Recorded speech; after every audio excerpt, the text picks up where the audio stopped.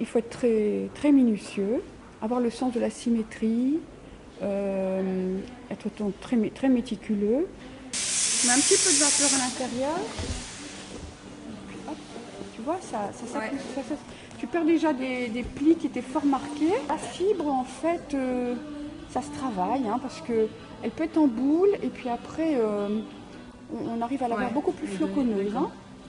Donc je vais aller la mettre là, dans les coins de la guitare. En fonction de l'angle de la photo, il y a des endroits qu'on travaille plus que d'autres, hein, ou des endroits auxquels on ne touche pas du tout. Bon, bah ici on a donc fait un sac. On a la différence entre un sac préparé et un sac qui ne l'est pas. Hein, voilà. Il faut aussi avoir le sens du tissu, ça c'est certain. Ça va attraper la lumière, tu vois, en fonction des creux, des vagues. Bon, maintenant on pourrait aussi faire quelque chose de tout à fait plat. Mais bon, c'est un peu triste. Il faut donner des plis comme ça sur des... Oui, bah c'est ce qu'on fait avec tous les vêtements en fait. Hein. Enfin, alors en fonction de ce que le client veut, donner une connotation stricte ou au contraire ludique, voilà, tu joues avec le textile. Et comme ça on voit la troisième dimension à la limite. Voilà.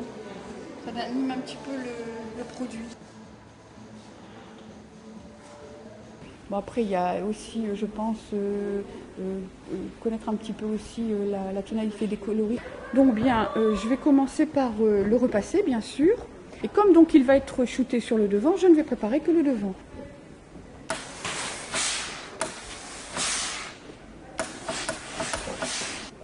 Alors maintenant, mon pantalon est repassé. Ce que je vois, c'est que ma couture est ici. La couture latérale se voit devant. Cette couture-là est intéressante, je vais la laisser. Je vais prendre du papier de soie que j'ai ici. J'enroule. Je ne casse pas les arêtes, hein. Je le garde roulé, je le coupe. Donc voilà, alors maintenant je vais donc mettre mon papier de soie dans mon pantalon. Ici, j'en ai besoin encore plus, étant donné que j'ai plus de matière, hein, donc ça a tendance à plus s'affaisser vu la longueur du tissu. Donc je vais l'utiliser pour la ceinture. Donc maintenant j'ai un pantalon qui ressemble un peu à un pantalon.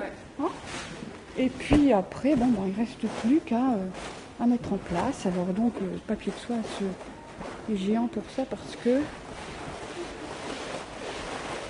je peux remettre par exemple ma main dedans. Et lui conférer les plis que je veux.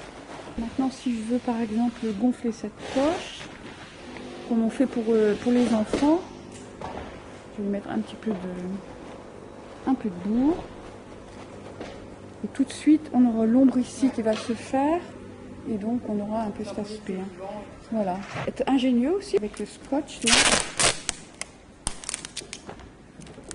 Ça me sert pour enlever justement toutes les petites impuretés qui peuvent se coller. Ah, c'est pas mal ça. Voilà, ça va très très bien.